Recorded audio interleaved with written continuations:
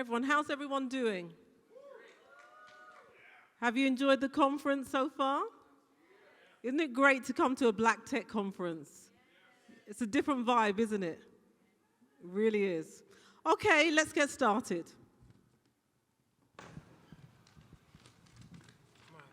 So let me introduce myself. So everyone, just in case you don't know, my name is Kunbi Tinuoye, and I'm the founder and CEO of Urban Geeks, an African-American, Latinx, multicultural news platform focused on technology, business, science, and entrepreneurship. I'm also the founder of Geeks Ventures, and shout out to my program manager, Brandon, who's sitting there, which is an accelerator, hey Brandon, an accelerator for early stage Black and brown tech-led startups. And I'm excited to interview the one and only Sherelle Dorsey, the publisher and CEO of The Plug, a subscription newsletter and data-driven publication focused on the Black tech ecosystem. She's also the host and writer of a TED podcast and an accomplished book author, an upper hand, and all-around amazing person. So give it up to Sherelle. If I'm saying your name right, I got you. Anyway, let's get started. This conversation today is really talking about entrepreneurship, and the title is Finding Your Way in the Entrepreneurial Journey.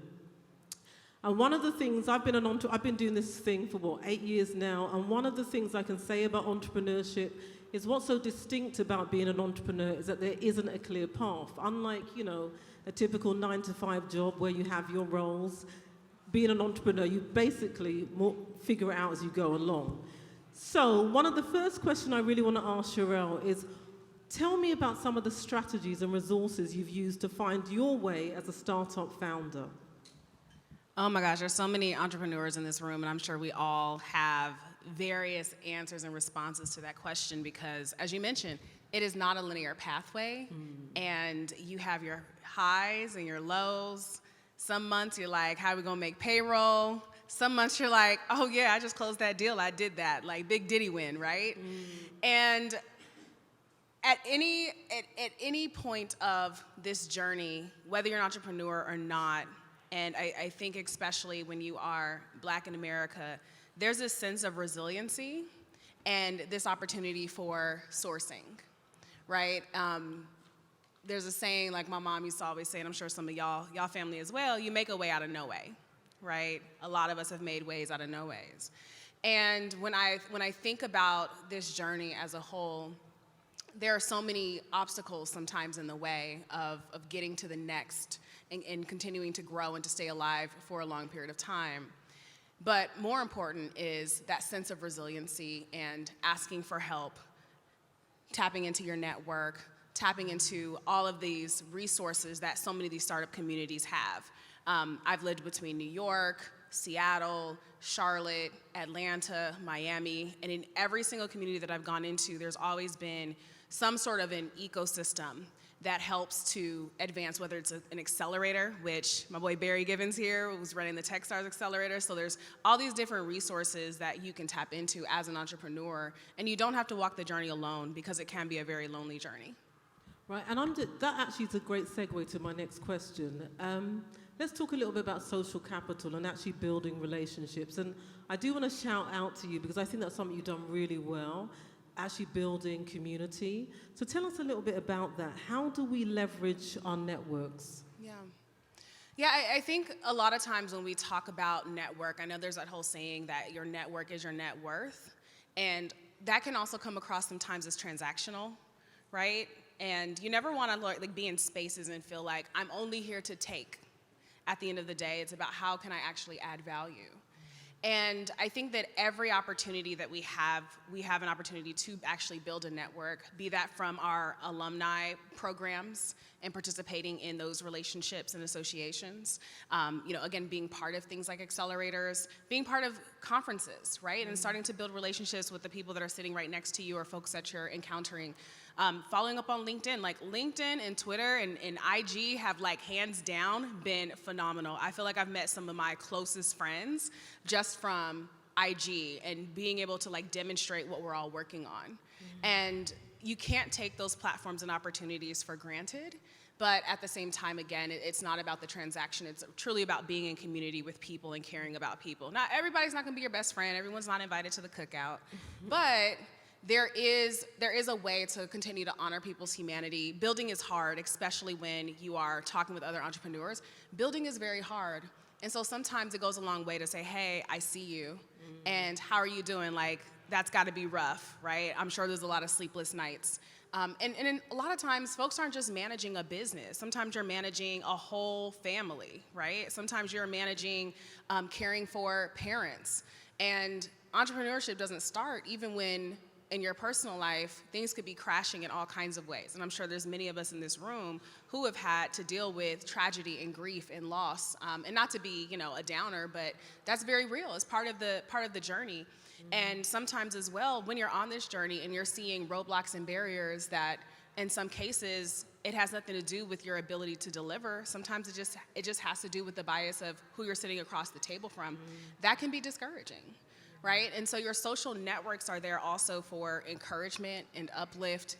And there's never a day where I'm not like in the group chat saying, hey, how do you deal with this? I remember a couple of years ago, I was running a hub in Charlotte, and through the process of like building up this local entrepreneurship community for Black and brown founders in that space, there was a couple of folks, I had to hire a couple of people, and I also had to let a couple people go.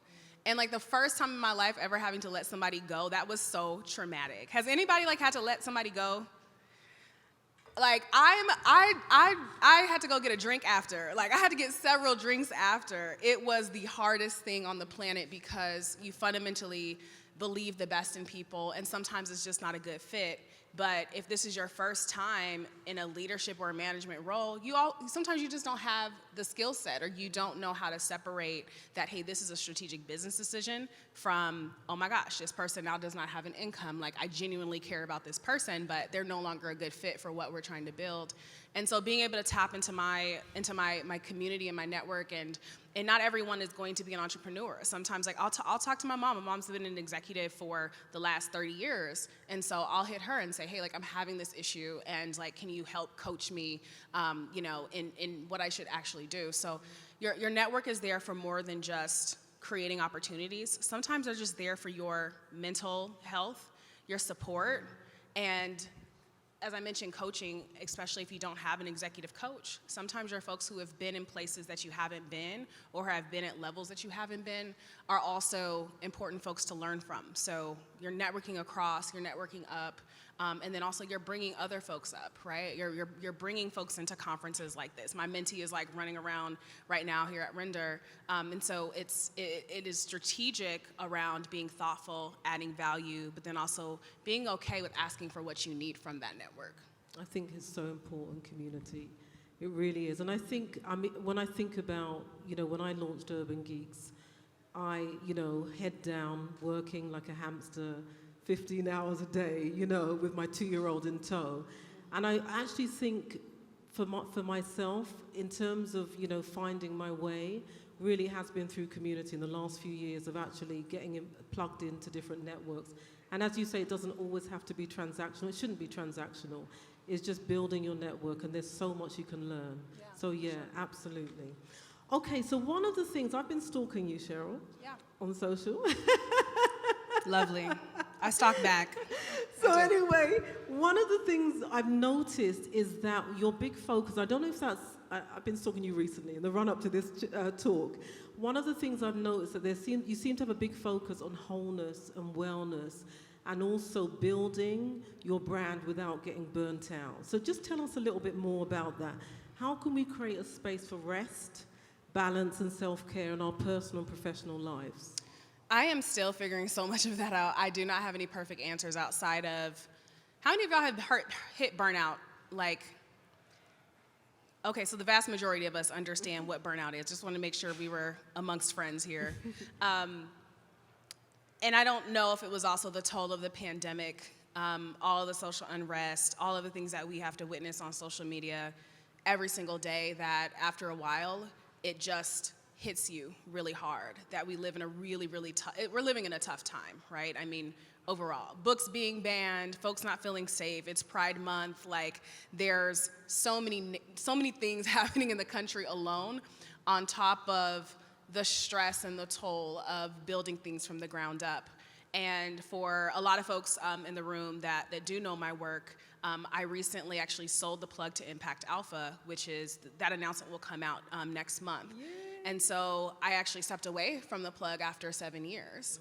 And that was a 1.5-year decision in the making of really hitting a wall and sometimes like physically being able to not get out of bed and just like, oh my gosh, what have I done to myself? What kind of world have I crafted and created where every waking hour is dedicated to admin and I can't even have true and real relationships with my family or the people in my life.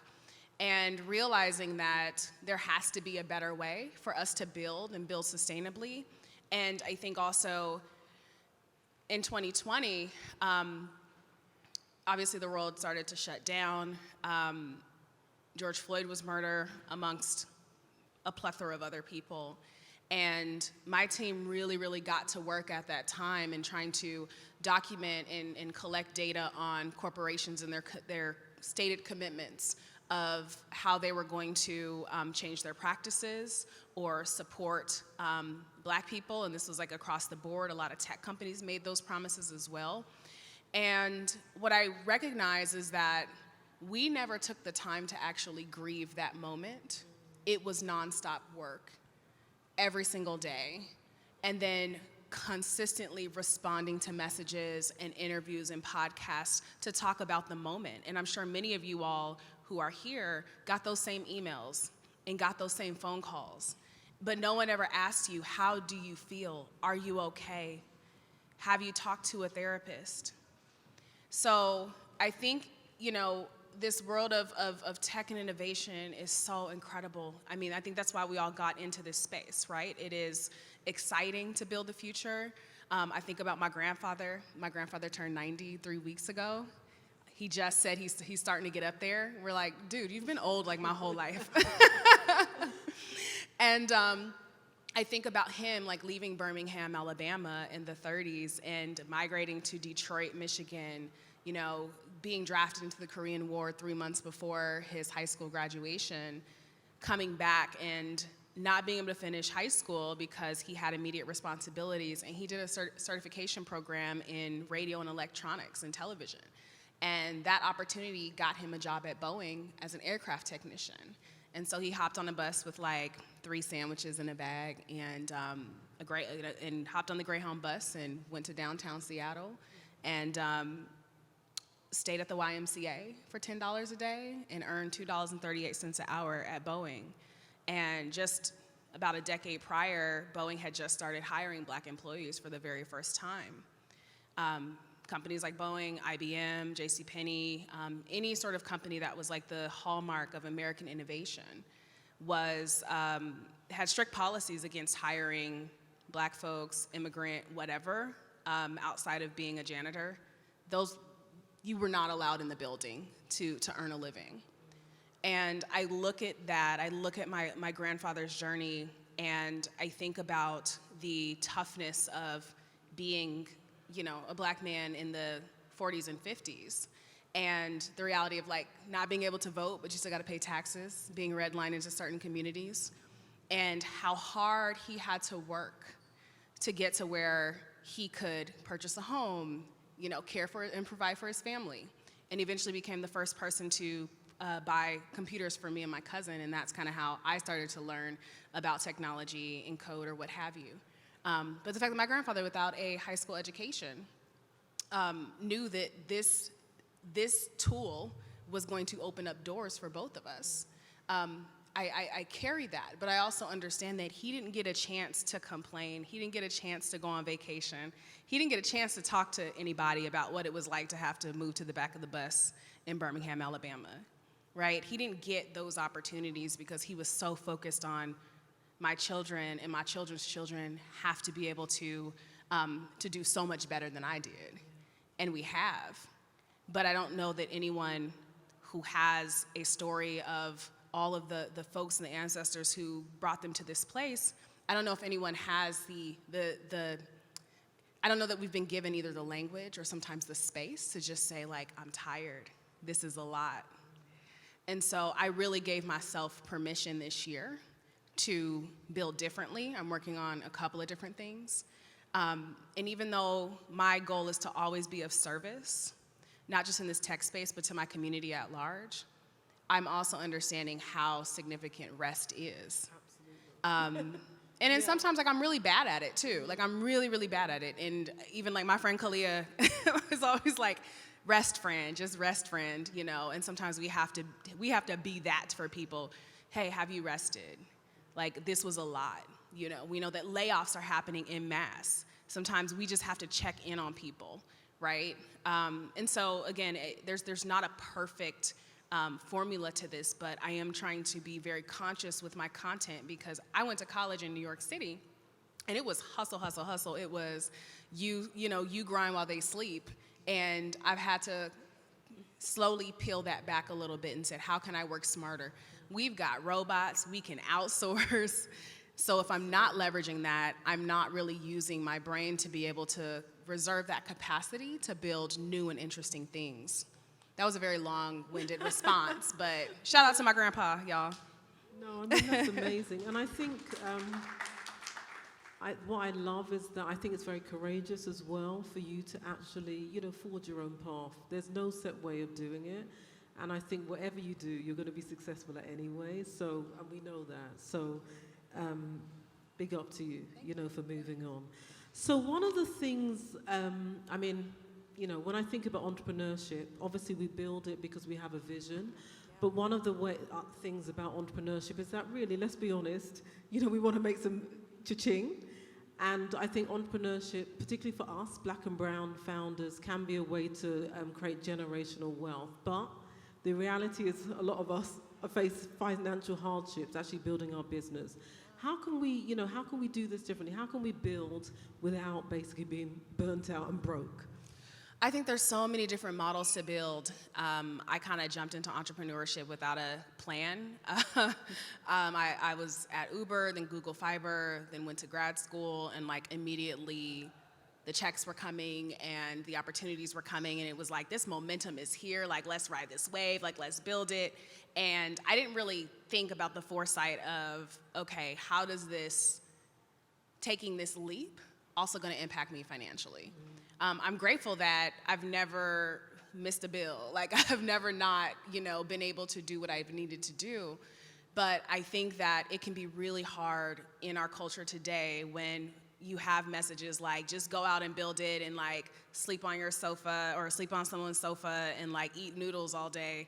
And it's like, there's better ways to do things, right? Like it's okay to have a 9-to-5. It's okay to leverage that, to not just, keep your financial streams, fluid, but then also to experiment and to test, especially when you're first starting out. And I know folks who continue to work, full-time for a major tech company and continue then to also build their own personal brands. And I think you don't have to choose either or in this era. There's so many ways to create and to build. And at some point, when it is time for you to go full-time, I think you can be very strategic about it. And so I think everyone's situation is very different, right? I think depending on also where you live, you may have more leeway, right? New York City is gonna be very, very different than Charlotte, North Carolina. It's gonna be very different than Atlanta. It's even gonna be very different than Costa Rica, which I escaped to Costa Rica for like a summer. 10 out of 10 recommend. And overall, I think you have to understand your own personal situation, right? There's a new company called Ocho that I've been following. The founder of Teachable sold Teachable for $200 million, and now he's creating a new company called Ocho. And this is not an advertisement. I'm just like really amazed by this company. And they're specifically a sort of a bank, but also a retirement product and service for business owners, so that you are still investing in your 401k, your solo 401k, your SEP IRAs. You're still making that a priority, so that whatever your financial goals are, however you decide to build your business, you are still ensuring that you are protecting yourself in the future.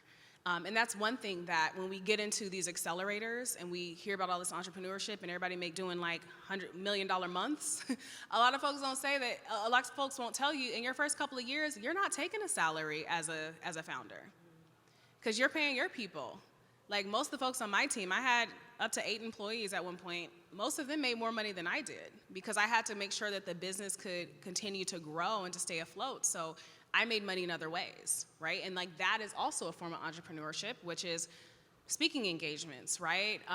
Influencer deals, doing all of these other projects and things like that, so that you can continue to still invest in your financial future, especially while you're growing, because a lot of times you'll feel guilty for using investor dollars, right, to kind of pay yourself a salary, which pay yourself a living wage so you're not concerned about keeping the lights on. Like that's not going to help you be able to think big or think critically or strategically while you're building a company at the end of the day.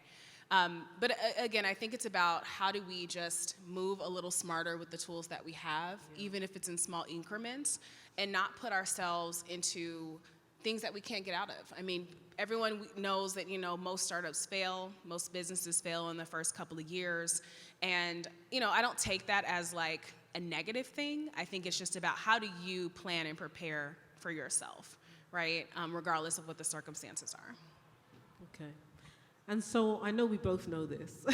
We both know that being an entrepreneur is tough. I mean, it looks glamorous, but it isn't really. So, I mean, do you think that everyone is cut out to be an entrepreneur? Because I know you touched on that, there are so many different ways to actually get to achieve what you want to do. Is everyone cut out for this? This is such a tricky question because it just depends. It depends on the person. It depends on your skills. I think you have to have an honest understanding of what your skills are. If you are not nice, and I'm not even saying like nice as in like people pleasing or anything like that. If you know that you fundamentally do not like people, it's going to be really hard for you to be a successful leader. Because people are in your face all the time as a leader. Your team is in your face, asking silly questions sometimes, and you're gonna have to figure out how to coach people through some of the challenges that they have. And you have to be ready to step into this space of the psychology of how people function and move. And some people are really, really great at leading, and some people are strong individual contributors and practitioners. And there's so many interesting tests out there. There's like the Myers-Briggs type indicator test, which I'm sure like in the science community, they're like, that's still bunk. There's the Strength Finders test. And I recommend like taking some of these tests to find out what your strengths are. Yeah. And there's nothing wrong with even just having a co-founder or a number 2 who may be just a little bit better at like corralling people together. You may be the visionary, but you may need a really, really strong operator. Right? I, as a CEO, do not like manning the admin stuff. Not even in my personal life. Like I have a personal virtual assistant just to like book my doctor's appointments and like my nail appointments and things like that. Because I don't like doing that stuff. Like I want to get up and put the Renaissance album on and make me some breakfast, and then I can kind of jump into the major things that I need to accomplish for the day. But is everyone cut out to be an entrepreneur? I think there's levels. Some people can lead a 5-person team. Some people can lead 100+ person teams. Some people can do micro-entrepreneurship and sell tens of thousands of dollars on Poshmark, or create digital products and there's like this kind of company of one theory from like Paul Jarvis, where you're just using contractors and maybe you're just managing a team of contractors, but you're working with major brands. There's so many ways in which to do this, and I think it really just depends on what is your aptitude for ongoing personal and professional development. I had an executive coach in my 20s. I've continued to hire coaches for different kind of aspects of things that I wanted to work on. And I also think that if you're a first-time founder, you grow into that role. Like being a founder is going to be the most significant personal and professional development that you will ever have. Mm-hmm. And just learning how to speak to people, create, deals, manage some of the toughest problems that you'll ever face, having to think through those things, it stretches your brain and it forces you to rise to the occasion. And you have to be comfortable with being uncomfortable. And if you're not one for discomfort and very low lows sometimes, or you feel like quitting at the first like component of hardship, it's gonna be really hard for you to be a founder. Because you're gonna get hit every single day with something, with some problem to solve. I think everyone, can definitely, take the leap of faith and see if you like it. And if you hate it, I'm done. I tried it. It was cool. I learned a lot. Don't ever want to do that again. And, go about your business. Okay, thank you. Just one last question, because I know you have so much going on. Are you working on any initiatives or projects you want to talk to us about? Yes and no. I have some things going on in the background related to Black innovation data. That's really where I've cemented a lot of my work in building the plug. And part of the transition out of the plug was, yes, burnout, but then also I recognize that I love to build. And I love to build around things that I'm very passionate about. And one of the things that me and my team really saw was this need and this thirst for more insights and more centralized insights on what's happening across Black innovation ecosystems like this one. So more to come on that later on, but that's all I'll share for now. Okay, thank you so much. Thank you. Okay, thank you, everyone. Thanks, y'all. We appreciate you. Hope you enjoyed the talk. Thank you.